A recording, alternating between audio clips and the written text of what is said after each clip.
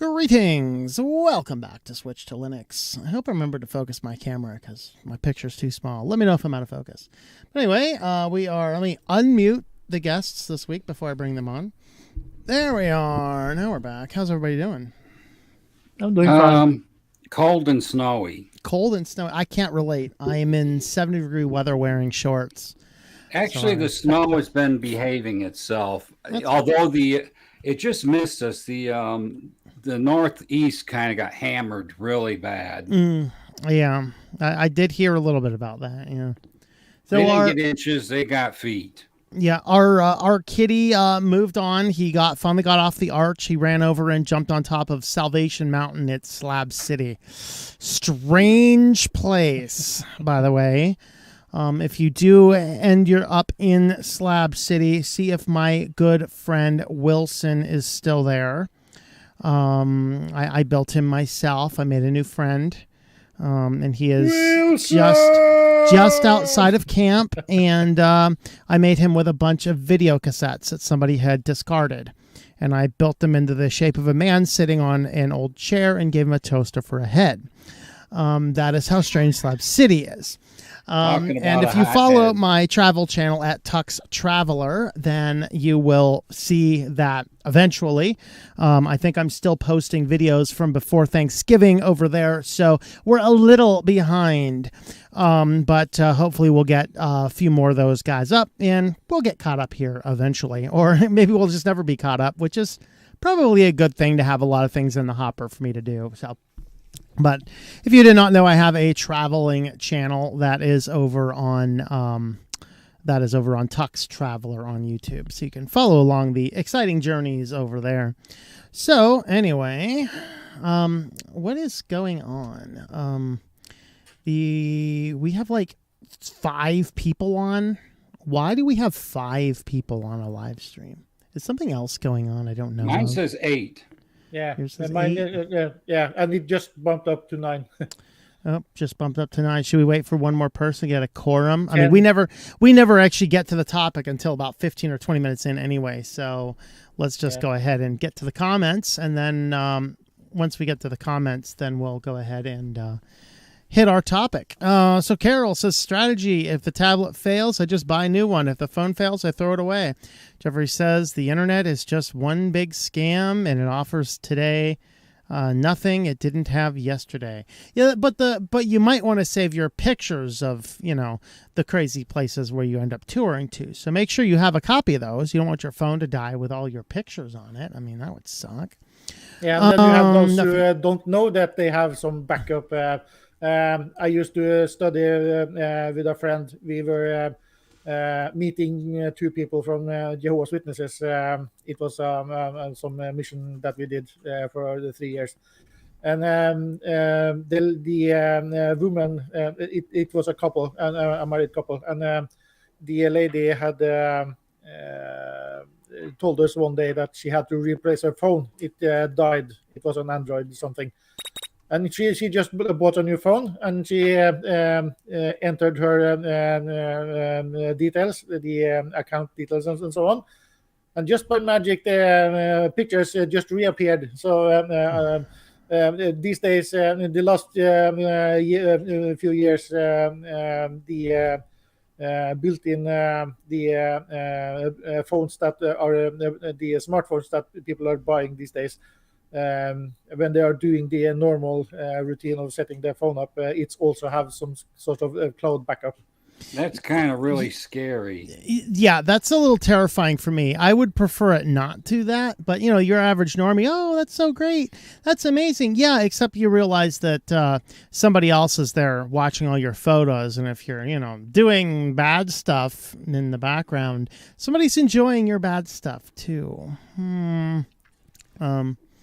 So, yeah, absolutely. Didn't say that. There's nothing new under the sun. The internet holds no answers. That is true. That is true. That is an old Bible verse. There's nothing new under the sun, from Ecclesiastes. Time shift to its own partition. Macrium Reflect and Hiron's Boot disk for images. There you go. Just pulverize and shred what you have downloaded into a container, which your software can remove the Trojans and erase it because of the Trojans. If it says 1 file but shows 18, too late. And James asked if I'm from Norway. Yeah, I am from Norway. All right. Yes, I am. All right. Let's see. Simple white sauce brought up spoon converting on spag. What are we talking about? Salmon and peas over toast? Just don't pee on your toast. Let's see. Good evening, all. Hope we are well or well beyond help. One of the two. I mean, either one is fine. Being well or being well beyond help, either one is good. You have exciting stories either way. In fact, if you are way beyond help, you have much better stories, just so you know. Partition for personal files and folders synchronized with an external hard drive using FileSync. There you go. Backup strategy is most complex backup RAID 5 SAS mirror. That is my second RAID 5 SAS, and then have a copy. The really important stuff on a memory stick, which I keep in my left sock. There you go. Just don't lose your left foot. That would suck. My backups! Have to be a hardened criminal to want to risk putting your hand in my left sock. Yes. All right. Well, don't worry. I am staying out of your left sock. I'm going to stay out of your right sock, too. Just an FYI. Okay. Hello, Moonbase Alpha Grays. Take me. No, please don't take me to your leader. He seems to be a stammering fool, apparently, as of late. Last couple of conferences from Stumbling Biden have been very, very interesting. If you have not watched any of those lately, it's like a dead. It's literally, I feel like I'm watching Weekend at Bernie's every time that dude shows up. Yeah, yesterday he pulled a double header. Yeah, He went for 2 hours. 2 hours without a pudding break in the middle. How'd that happen? Yeah, normally they do those for an hour. He decided he would show face for 2. No, I like the one last week where they get to the end of it and then everyone starts asking questions and he just keeps on staring into the audience, like not doing anything. Literally, it's like a minute and a half. Like, what are you waiting for? Your staffer to come get you? Come bribe you with an ice cream cone? Well, not only did he take questions from his pre-prepared media selection, he also took questions from the other people that were there that were not on the list to answer questions, and he was kind of like, and then he'd spit something out. Careful using Mars for your backup solution, as your drives might get diabetes. This is true. Just got here. Greetings. I'll take your show. Love me some snow. There you go. Live or boring. All right. We in Minnesota are now suing the South for stealing our winters. All right. You know, you guys up there in Minnesota have a really fascinating Minnesota traffic cam, and like every day they'll show all of the accidents of the day. It's quite fascinating. Reminds me, don't drive through Minnesota in the winter. I don't want to do that. Sorry, my home is on wheels here, and I would rather not crash my home on some black ice up there in northern Minnesota. I'll stick down here to my desert at 70 degrees in January. Thank you very much. Yeah, I'm watching a few dashcam videos on YouTube from time to time. Yeah. And I'm always fascinated by when the weather is so bad that you don't see 10 feet ahead of you. People are still going 50, 60 miles an hour. Oh, I know. It's like, duh, slow down, you morons. And they expect the driving conditions to be the same, whether it's ice or snow, and if something happens, they expect to stop on a dime. I was passing over a mountain in California a couple weeks ago, and it gets up to the top there. It's like pure zero visibility. But fortunately, there a lot of people were slowing down a little bit. But it was like, boy. Stock market's crashing tomorrow. People are probably drinking alcohol. Oh, stock market's crashing tomorrow? Why's the stock market crashing tomorrow? Oh, is tomorrow the day that those new policies go in where like people can't come into the border to deliver goods without being ouchied up? Is that what's going on tomorrow? Google Drive, Dropbox, multiple computers, USB sticks. Be careful of your Google Drive if you're not paying for it. They're going to start pulling those services away from non-paying people very soon if they haven't already. It's on the news this week. Yeah, May 1st is the first deadline May 1st, when they are moving people to the new system. All right. And if they already have some paid service, they will automatically start charging from June 1st, which is a buffer. And those who don't pay, they will lose all access, including those who have the domain hosted on the Google solutions. I thought you always had to pay for that. Is this the servers or is this... I need to read the articles more closely before tomorrow, but that's usually what I do Thursday night. So but anyway, this is about users who got the service up until 2012, so 10 years ago. People who are joining Google services for the last 10 years are most likely not affected by this because they don't have this kind of account that they are closing down. Interesting. Anyway. Juan says extreme quarantine until 2030. Well, in 2030, you won't have anything and you couldn't be happier. I mean, come on. Let's see. Vor.ong. All right. If anybody wants a virus, go to vor.ong, I guess. I don't know. Hey, we have a super chat. 1.7 pounds. Thank you, Gavin. Appreciate it, my friend. Someone, the chat is being worse than usual. It's like not letting me scroll back to where I was. Happens to me when I use GIMP. Let's see. Usually back up my data to USB sticks, but I should have, but I'm thinking of setting up my own media server as well. Yes, media servers are good. Make sure I have a good backup of that too, though. I have a variety of different stuff as we will get into. Is that a 1.70 pounds or quid? There's a difference. 1.7 pound. Because a quid is a pound sterling. Yeah, I think it's pound, but I'm not sure. Okay, maybe I should not talk because I'm not as familiar with all of UK money for sure, but yeah, I was just thought somebody knew that. I know what it is when it's telling me, GPD, right. Which if you buy one of my books if you're in the UK and you buy one of my books, then I get the conversions. It'll tell me, hey, we have. I was just curious if you've heard that or not. Yeah. Yeah, maybe I should not talk so much. They have two currency systems. Whereas one is the British pound, and then you have in Scotland they have their own sterling, which is also a pound. But I'm not sure if the exchange rates are the same, but I will think that they are. Yeah, not sure. Let's see. North Point says running Nextcloud in Debian VM. I back up the VM once a month before updates to mirrored set, then to an external take-home drive. Nextcloud calendar accounts backed up by calendar card back. There you go. Gavin says, love my beard. Well, thank you. My beard's growing out. Isn't it nice?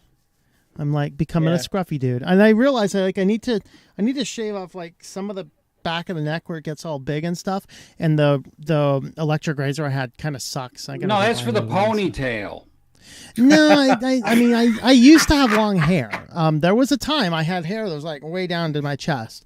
I kind of looked like Sticks and Hammer if you watch Sticks. I had hair about that long at one point in time. Let's see. Hit 3/4 century in 48 days. All right. Stopped using Google services when they pulled the Google Notebook. Writing was on the wall. There you go. Quid and pound are the same. Quid is slang. Oh, okay. All right. Thank you. Did not know that. Thanks for clarifying that too. Never used the cloud. Too much can go really wrong. Quid a pound, really? I don't know. I don't know. We have a debate. Quid is defined as a pound sterling, so it almost works out that it would be slang then. Yeah. Quid is slang for pound. A pound is a weight of a measurement. Well, the official currency though is GDP or GPD, GBP, Great Britain pound. Too many acronyms. All I know is right now I have the song. If you guys ever heard the song Perfect Sense from Roger Waters, I got that song going in my head. All makes perfect sense expressed in dollars and cents, shillings and pence, you know. So anyway, let's go ahead and get to our topic. I'm going to turn on a little bit more lights. The sun is going down in the desert and it's getting a little darker in here. So let me turn this one on instead. It's a little bit You're better. pretty bright on Jitsi, but dim on YouTube. Yeah. That's what I should do is I should balance the cameras so that they have a very similar. Oh, look. you explained you have two different cameras. Yeah. The guys on YouTube get the 1080p I'm DSLR. sorry. You guys get the little crappy webcam. Sorry. But anyway. Let's go ahead and get into our topic, which is what is your backup strategy? So anyone want to explain what you do and why you do it that way? I have a couple. I use rsync. I have 3 or 4 main systems that can store. So I have 3 systems that back up my pictures, which is what I care about. And the rsync script that I run it every time I download the pictures from my digital camera, or if I download something, and I will run this rsync script, which synchronize everything to the other 2 systems. And beyond that, I don't have any other needs of. Okay. I have a quite large media library, but I don't have any systems that are big enough to hold a backup of all the media library. So if something happens, I'd just rather download it again. Okay. All right.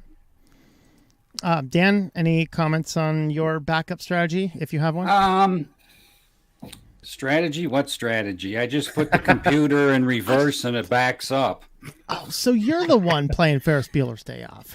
No, actually, I kind of like the direct copy method, and I mostly back up my home folder only. I used to use CloneZilla until I got to the point where I'm now using a 2 terabyte drive for my main hard SSD to run my computer, and another 2 terabyte drive that has all my games on it that's 70% full.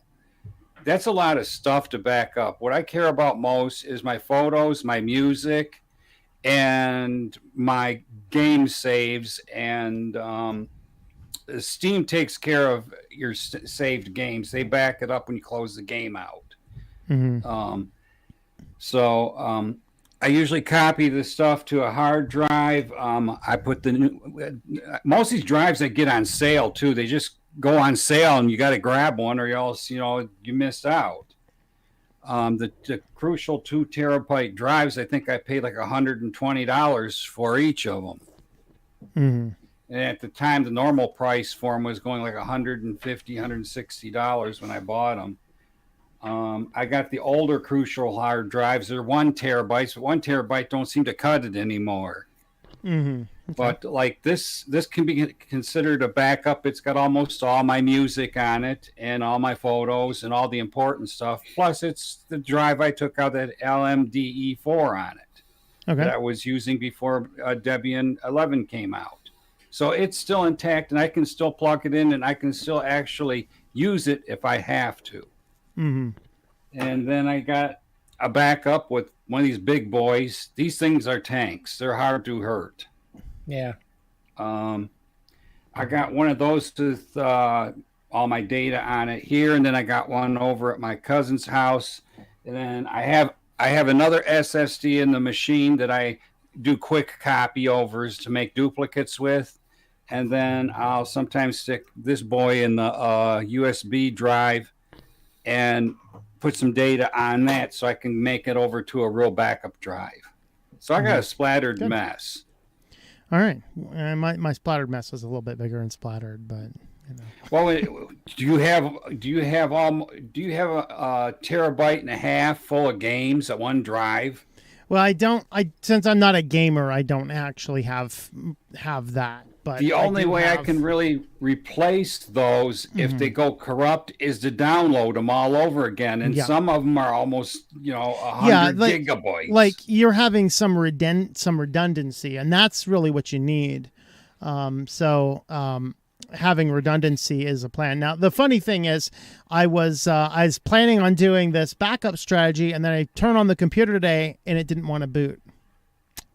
That's when you got to have a second. A second bootable drive. This one was in my TV for my TV computer. Yeah. This has got Linux Mint 18.3 on it. Yeah. If things get really bad, I should still have my old Linux Mint 18.3 on board here somewhere. So I should have that floating around if I need to. Although if I were to get into a big jam like that, I just, plug something else into here, boot off a live key and do something goofy. But it was just basically the Intrum FS, which I think is the problem is that when I drive around, sometimes it jostles the video card, and then the video card, if it's not set right, it starts a boot process and then it kills itself.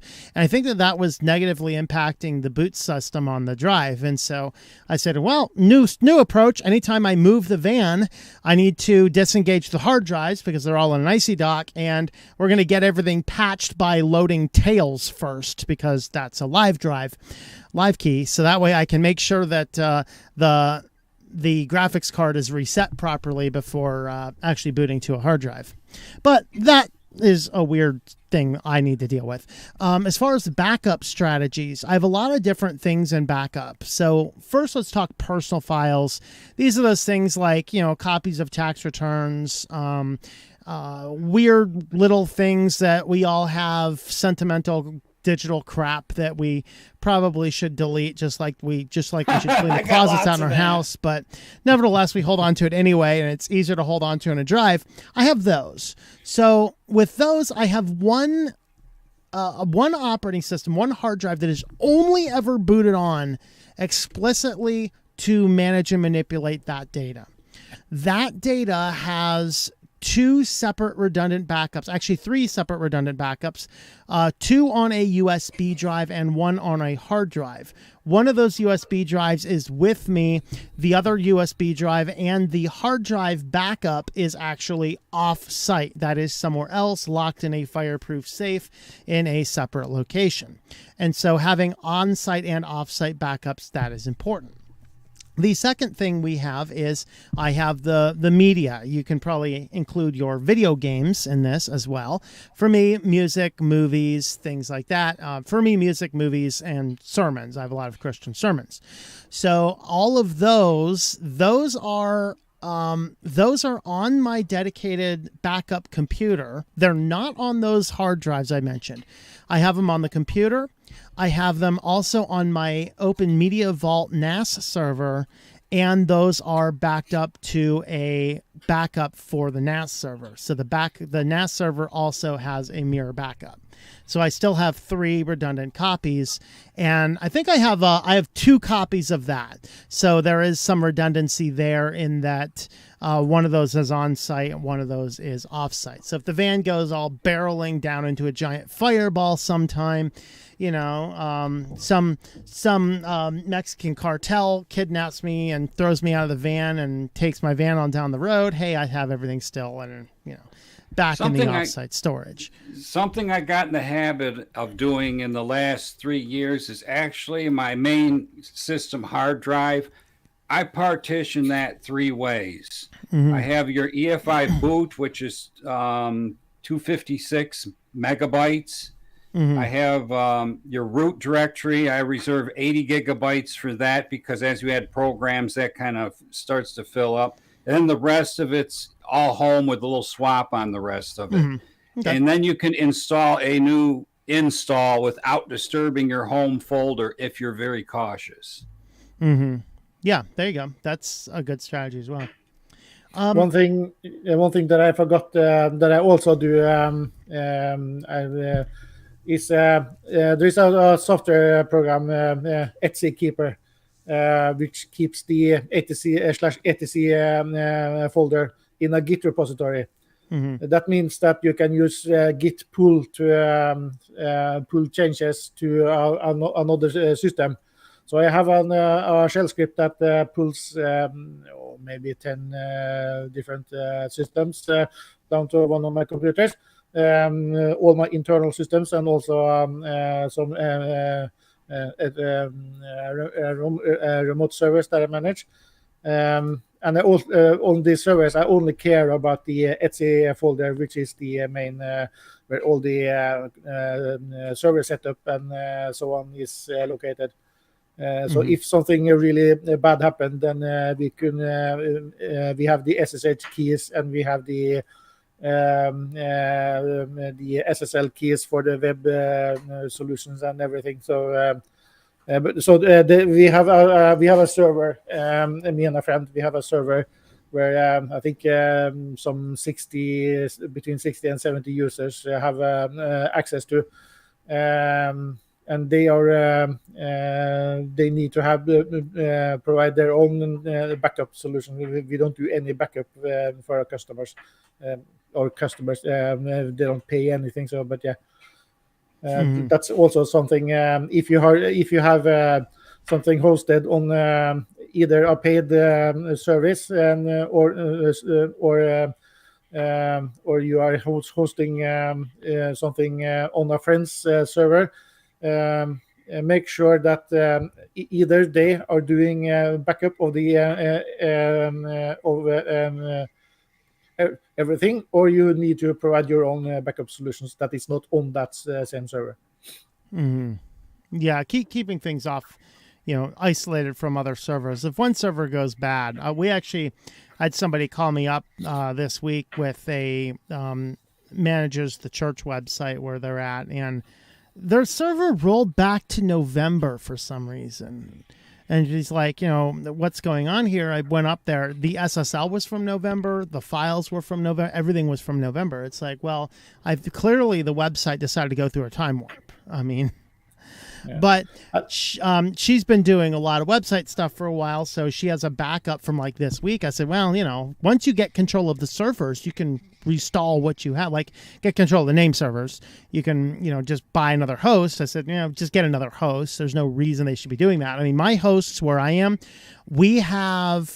I have a cPanel backup, and then I have 3 separate redundant cloud backups of that as well on all my servers. So if something weird happens, we're good. But that's the type of weird that you sometimes see. You want to make sure. The point is make sure that you have backups on a variety of different places. Yeah, I remember a forum that I still run. When that was hosted, it was a project on me and a couple of friends run for many years. It was for 10 years, I think. It was hosted on a cPanel solution. And after a few weeks, we discovered that they had a backup, and I played with it a little and figured out that the backup can you can automate the backing up from cPanel by using a wget script. Because the backup URL is the same, so it's just a matter of authorization, and it's not too hard to figure out. And so we had the automated daily backup of that server, which run as a cron job on my external server. Yeah, the one thing I don't do is cloud backups, which is generally a good idea. I don't do them for a few compelling reasons. The first is I feel confident enough in my backup strategy, and the fact we're doing personal files. I don't want my personal files in somebody else's cloud, period. No. But the second factor is bandwidth. For me, I am capped at 150 gigabytes per month. I can't go above that. And so for me, I couldn't not run cloud backup where I'm at in my current circumstance. But I can run backups to hard drives all day long. So, not all day long. I mean, I have to watch my power constraints as well. But and that reminds me of another friend who is, I think, is the person who have the most complicated and fully working backup system for a home user. He sometime last year, he had two or three, I think it was two external hard drives. It was internal hard drives, but he used them as external. Where one was in his safe in his house in case it burned down, and the other one was at a friend's house. So he on occasion when the two of them were meeting, they would swap those. So he and last year he bought 4 more. So he has 6 2 or 4 terabyte drives. Yeah. He paid a lot of money for it, and some of them are in 3 of them are in home NAS solution. One of them is inside one of the computers, and the 5th drive is in a safe, and the 6th is in a friend's house. Yeah, well, so he every so often, maybe once a month or once a week, I don't remember. He would he has automated during the last few months. He has automated how he does backup, but so he will have an internal drive that he starts a job, the backup job. And when that's finished, he will unmount and unplug the device and put it in the safe. And the drive in the safe he will take to his friend's house. I personally find that automating backups, generally, I'm not a fan of that. I actually at one point in time, I did do some automated backup stuff, and it didn't give me the proper warning when a drive was full, and I actually lost a lot of data. And so I'm like, I stopped automating backups because of that. So I do all my backups manually. Even if it takes some time, just dedicate 1 day a month to run backups, and you're fine. For like big backups, small backups, you should be able to do. I don't trust Time Shift or any of those gizmos either. Yeah. I've had bad luck with them. Now, as far as here's a good tip for if you're storing things at a friend's house, get yourself a good lockable fire safe. And then you really big letters, you write on at the outside of it, meth, and then you hide it in their basement. And meth, of course, stands for my external terabyte hard drives. But it's just an extra fun thing you can do at your friend's house. Hey, can I leave my hard drives over there for backups? Sure. Bring a big old safe called meth. Yeah. But that's always fun to do. But anyway. And then there's also one thing that needs to be pointed out. What is and what is not a backup. Because some people, I know there is a friend of mine who I had a brain fart when I heard this person. This person got a new external hard drive. This person was using a laptop, and this person got an external hard drive, a USB thing. And the reaction to that person was, finally I have a backup. Now I can move my stuff from the laptop onto the backup drive. That is not a backup. If you only copy is only an external drive, then you still don't have a backup. Because if something happened to that drive, and that drive is the only place you are that holds the files, then so you're saying don't move it from, not copy, don't move it. Because if you move it, then that one drive. And this is why you need to have redundancies, multiple drives. And then for me, I do a different priority. Some files have more backups. Like I don't do as many backups for my movies and stuff because I can, I have everything on disk. I can, it'll take some time. If I have some catastrophic failure, I can get back that stuff. It's just going to take some more time. But for stuff that's more critical, the irreplaceable things, I have multiple different backups of those. And that's an important thing to do, is to make sure that everything is And for quite those who thoroughly have backed up. network storage like a Synology or a MyBook Live or something that have 2 drives in it, or 2 or more drives that are configured in a RAID configuration, there is someone I know in Well, Canada. I actually found I have pretty much given up on raids because I had set up my previous Nextcloud in a raid to have 2 duplicate servers. I couldn't access data on either one of them when I took the server down. There's a specific system that he has set up. He has, but what I'm saying is be careful saying, well, I have a RAID that has 5 copies, because I had my RAID was set up to have 2 duplicate drives that were duplicate copies of each other. And when I had a failure on the system, I couldn't get back into either drive. Neither drive would allow me to access files, just manually pulling stuff off.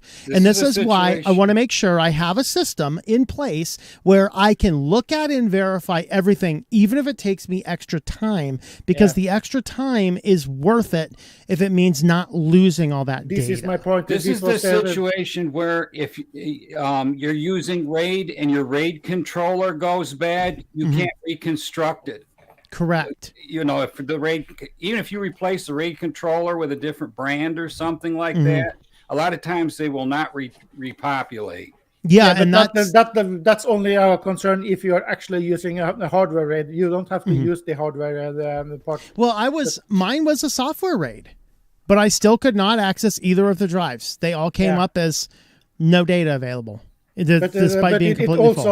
It also is a matter of what kind of RAID configuration you're using. If you are using a RAID 1, then the two drives are a mirror of each other. So if one drive goes bad, the other still works. So correct. You just have to replace, that's what I was using because I wanted to have 2 duplicate copies. The problem is I couldn't access either drive for data. And now I didn't lose any data when the thing went down because I had backups of stuff. I just wanted to get back on and verify after the RAID software was taken down. And I couldn't access either one. Yeah, but there's a YouTube channel called Category 5 TV. It's a Canadian. They have a show once a month or something. He has the owner. They don't take any pay, but that's another story. He has a network storage, a Synology or something. I don't remember the brand, but it has 2 drives in it. I think it is 2 10-terabyte drives.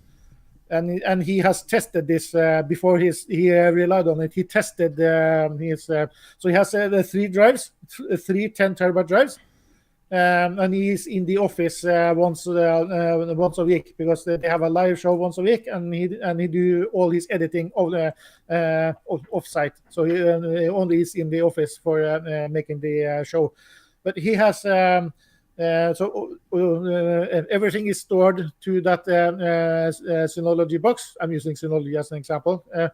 And when the show is over, he waits until everything is synced up, and then he opens the front, and he takes out one of the drives and puts in the other one that he has with him.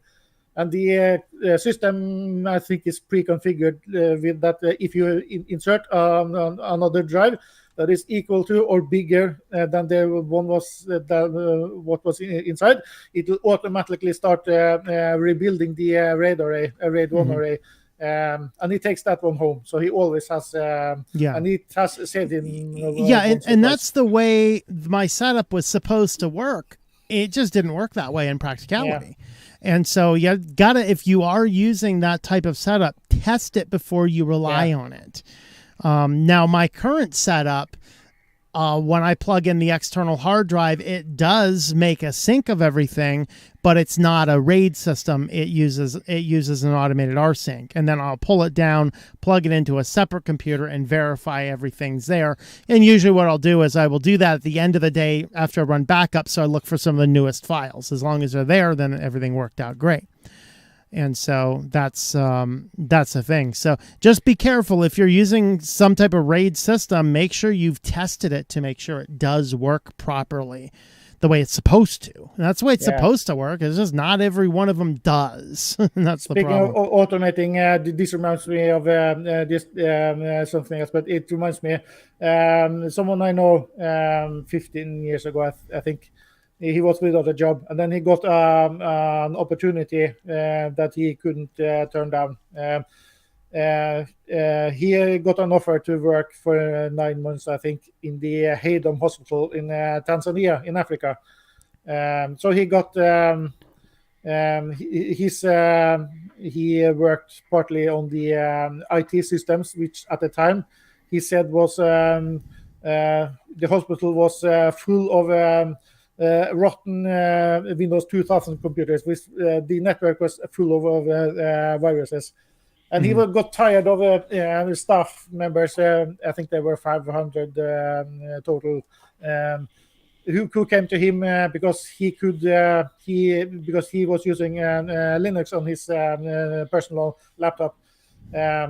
He would format the drive, and he got and they asked him so often that he got tired of manually doing it. So he wrote a script that was running as a service that detected that if a USB stick was inserted in a certain USB port, it will automatically format the drive as a new FAT32. Bummer if some friend comes in and doesn't know that. Yeah, and the staff noticed that whenever they asked him to, he always plugged it into a system, and he waited until the sticks stopped blinked, and he just removed it. And he noticed after a while that when they thought that he didn't see that, like when he was out of his office for the toilet and so on, they would sneak in and just push the sticks in, and it will automatically format. And so he saved himself some trouble by automating. Yeah, there you go. So Icy Ninja, how to install Linux and delete Windows 11. So I have an entire playlist on the channel about getting started. The first tip is don't just delete Windows and install Linux right away. You want to play around with it first, get yourself comfortable with it before you wipe out your existing partition. But just go over to the channel, have a look at the playlists, and one of them is the Getting Started with Linux. I go through all those details. But if they are at that point where they have tested it and they want to start, then one thing that they need to, I think you take this up in a few of those videos, but make sure that you are able to turn off a secure boot, because some distros will not work with secure boot. Yeah, enable that, disable the secure boot, and then, or research, see if you can find one. Usually, I think, if I remember correctly, I think you had to disable secure boot, install your distro, and then re-enable it. But I don't remember. I don't bother with secure boot. I don't need security in my boots. Because if you re-enable it, it will stop booting, because either distribution works with secure boot, and so in that case, you don't have to turn it off. Or if you need to turn it off, then you can't turn it. Then you cannot turn it back off. I think part of the problem is if you have Windows on your computer and you do not disable secure boot, the Windows computer will not allow you to boot. I thought that was what part of the problem was, though.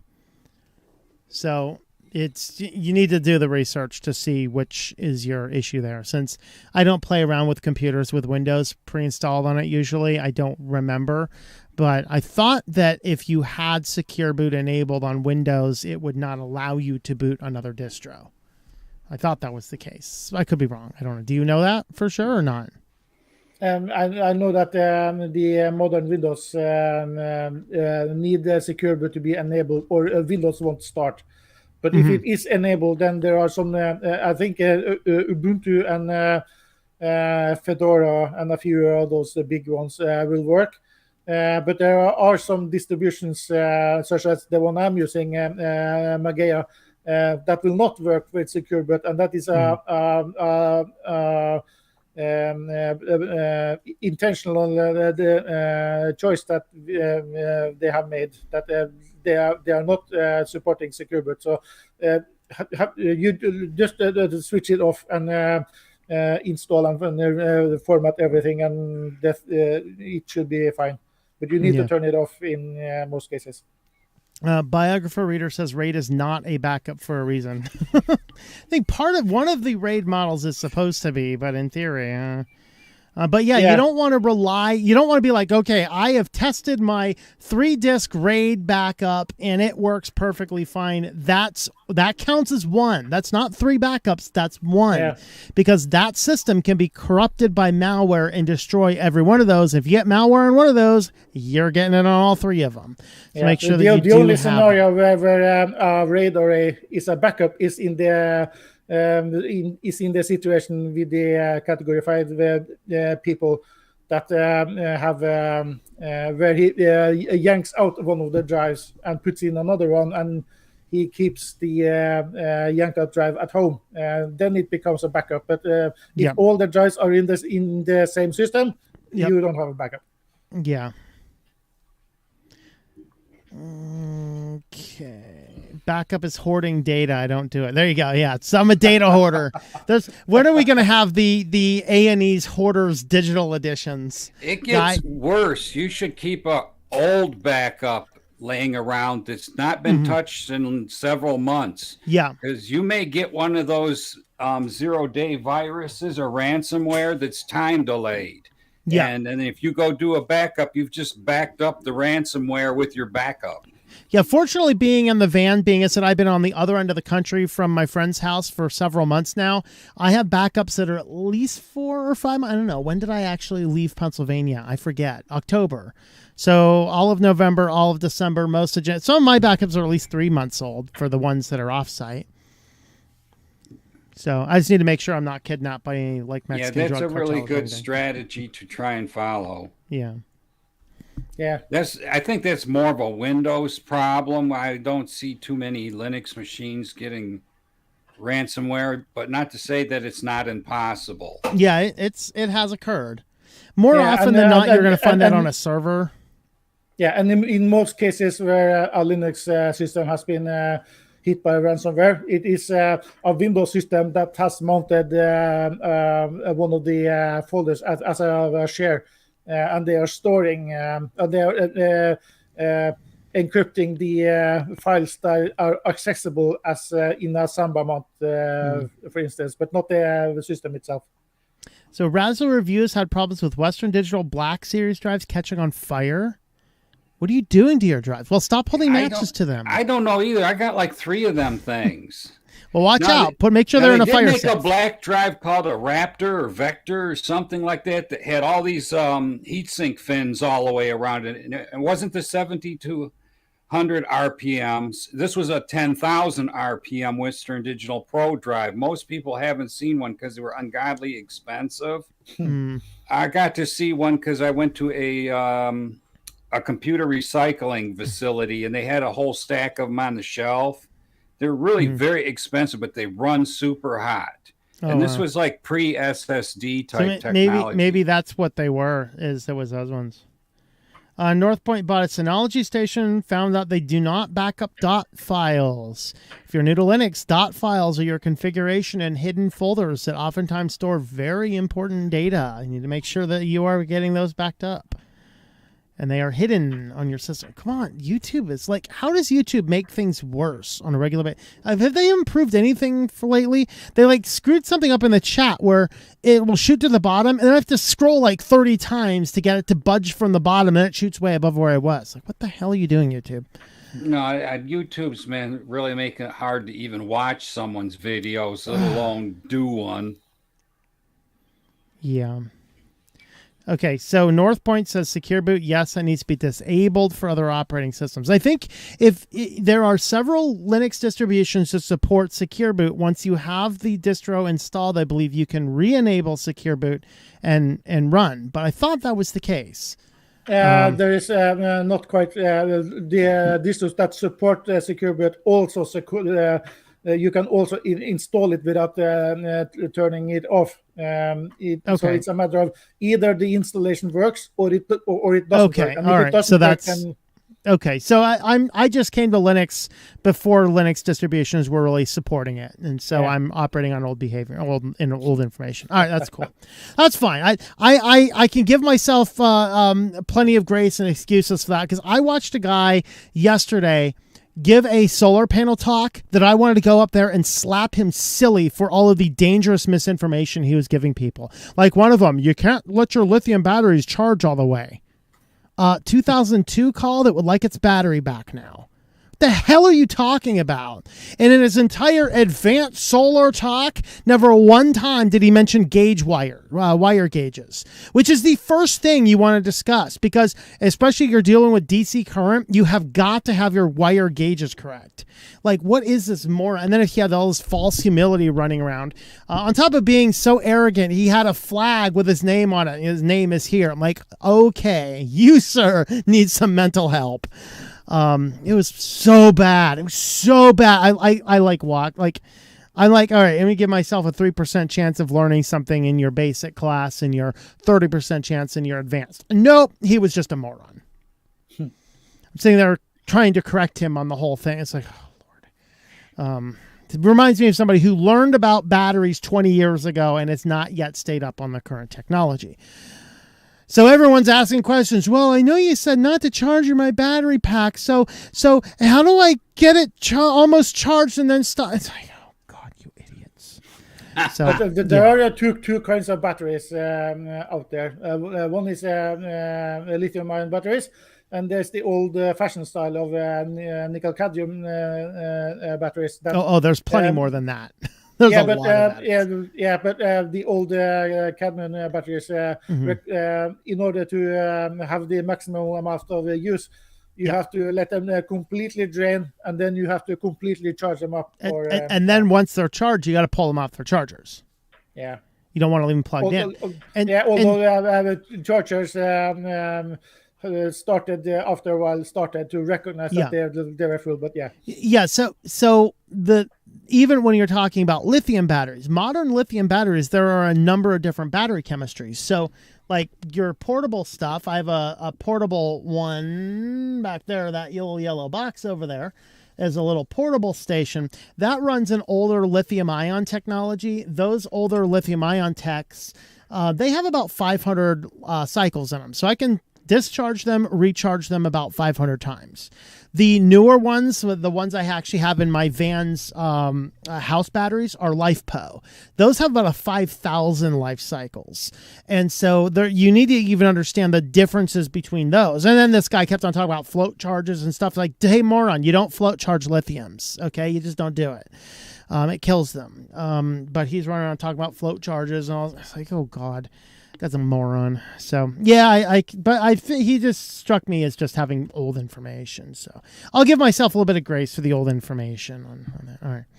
Multiple backups, one for yourself, one for the FBI, and one for the CIA, and one for the IRS, and one for the little girl who lives down the lane. That's right. You need to make sure you have plenty of backups when the FBI comes. Here's my data.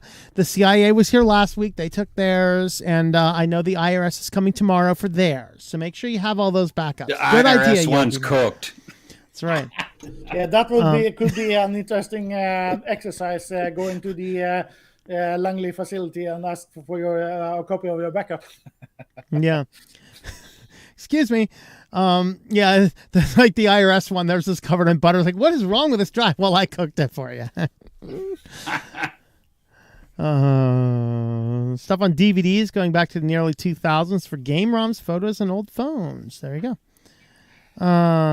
There's one thing about DVDs that the rest of the electronic industry can't claim. A DVD will survive a EMP pulse. Yeah. So if we go to war, all your data that's on DVDs will stay there. Well, all your SSDs will be fried. Except the radiation could damage them. Oh, that'd be different. That'd have to be an extremely close encounter. All right.